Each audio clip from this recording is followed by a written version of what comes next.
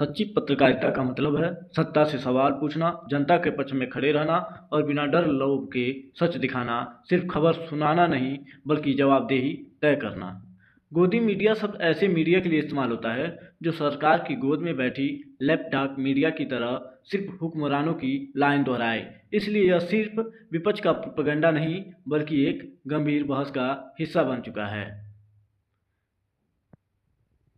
क्या भारत की मीडिया सच में गोदी मीडिया बन चुकी है, या फिर ये सब सिर्फ विपक्ष का नैरेटिव है? आज इस वीडियो में बात करेंगे कि सच्ची पत्रकारिता होती क्या है और कैसे हमारे देश में न्यूज स्टूडियो लोकतंत्र के पहरेदार से सरकार के प्रचार विभाग बनते जा रहे हैं। नमस्कार, आप देख रहे हैं BNN न्यूज। मैं हूं आपका दोस्त प्रियांशु मिश्रा। अगर आप भी मानते हैं कि मीडिया को जनता की गोद में बैठना चाहिए, सत्ता की नहीं, तो इस वीडियो को जरूर अंत तक देखिए। सच्ची पत्रकारिता क्या होती है, सबसे पहले साफ कर लें। असली पत्रकारिता क्या है? दुनिया भर में पत्रकारिता के कुछ बेसिक एथिक्स हैं। सच और सटीकता, यानी जो दिखाया जाए वो फैक्ट चेक और वेरीफाइड हो। फेयरनेस और इम्पार्शियलिटी, यानी हर पक्ष को मौका मिले, किसी एक पार्टी या नेता को वह भोंपू न बन जाए। सबसे ज़रूरी पब्लिक इंटरेस्ट, यानी खबर का केंद्र जनता हो, कोई कारपोरेट या राजनीतिक आका नहीं। भारत में भी प्रेस काउंसिल ऑफ इंडिया और न्यूज ब्रॉडकास्टिंग बॉडीज ने नॉर्म्स ऑफ जर्नलिस्टिक कंडक्ट और कोड ऑफ एथिक्स जैसे नियम बनाए हैं, जो साफ कहते हैं कि पत्रकार सत्ता से दूरी रखें, हितों के टकराव से बचें और गलती हो तो माफ़ी मांगकर सुधार करें। गोदी मीडिया शब्द आया कहाँ से? अब सवाल, गोदी मीडिया शब्द आया कहाँ से? ये शब्द जाने माने पत्रकार रवीश कुमार ने पॉपुलर किया है, जिसका मतलब है ऐसी मीडिया जो सत्ता की गोद में बैठी लैपडॉग मीडिया बन जाए। हिंदी के शब्द गोदी यानी लैप से मिलाकर एक टर्म बना गोदी मीडिया।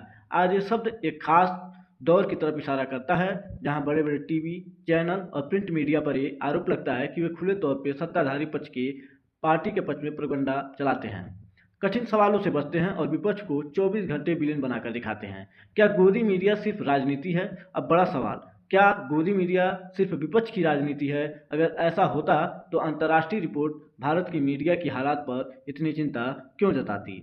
प्रेस फ्रीडम पर काम करने वाली ग्लोबल संस्थाओं ने कई रिपोर्ट में लिखा है कि भारत में मीडिया पर राजनीतिक दबाव, मालिकों और सरकार की नज़दीकी और आलोचनात्मक पत्रकारों पर केस छापे, ये सब मिलकर मीडिया को अनौपचारिक इमरजेंसी जैसी स्थिति में धकेल रही है।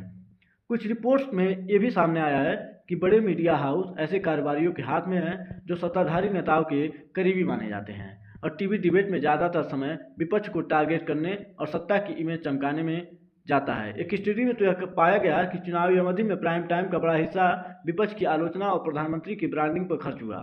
सिस्टम कैसे बदल रहा है? आज का मीडिया इकोसिस्टम सिर्फ न्यूज रूम से नहीं चलता है। IT सेल, ट्रोल आर्मी और व्हाट्सएप यूनिवर्सिटी भी जनता की समझ को प्रभावित करते हैं।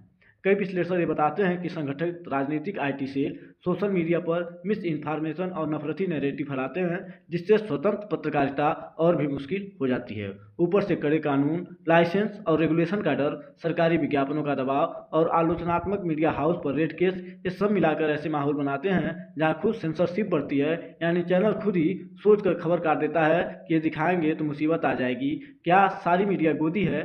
यहाँ एक बात साफ कहना जरूरी है, सारी मीडिया को एक ही ब्रश से पेंट करना भी गलत है। आज भारत में कई डिजिटल प्लेटफॉर्म, छोटे यूट्यूब चैनल, स्वतंत्र पोर्टल और कुछ प्रिंट डिजिटल हाउस खतरा उठाकर भी सत्ता से सवाल पूछ रहे हैं। कानून, संविधान, किसान, मजदूरों और आम जनता के मुद्दे उठाते हैं। समस्या ये है कि मेन स्ट्रीम बड़े टीवी चैनलों की आवाज़ इतनी तेज है कि बाकी सब दब जाते हैं और आम दर्शक को यही लगता है कि जो चिल्ला रहा है वही राष्ट्रवादी सच है। यहाँ से गोदी मीडिया और लैपटॉप प्रेम जैसे शब्द लोगों की जुबान पर चढ़ गए हैं। दर्शक की जिम्मेदारी, अब बात आपकी, दर्शक और नागरिक की।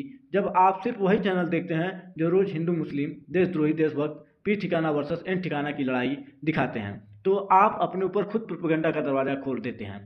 सच्ची पत्रकारिता को जिंदा रखने के लिए आपको भी मेहनत करनी होगी।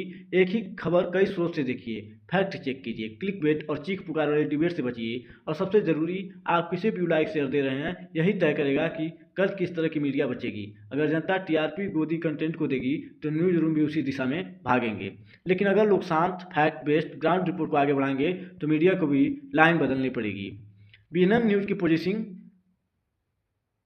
हमारा स्टैंड साफ है, हम किसी पार्टी के लिए नहीं, जनता के लिए हैं। हमारा काम है सत्ता से सवाल पूछना, चाहे वो केंद्र की हो या राज्य की, और साथ ही विपक्ष से भी यह पूछना है कि आपका विकल्प क्या है, आपकी जवाबदेही क्या है। हमें मानते हैं कि गोदी मीडिया बनना आसान है क्योंकि वहाँ सिर्फ ताली बजानी होती है, लेकिन सच्ची पत्रकारिता मुश्किल है क्योंकि वहाँ सवाल पूछने पड़ते हैं, केस, धमकी और ट्रोल झेलने पड़ते हैं। इसलिए अगर आप भी स्वतंत्र और बेखौफ पत्रकारिता के साथ हैं तो इस वीडियो को लाइक करें, चैनल को सब्सक्राइब करें और कमेंट में लिखिए, मुझे गोदी मीडिया नहीं, सच्ची मीडिया चाहिए।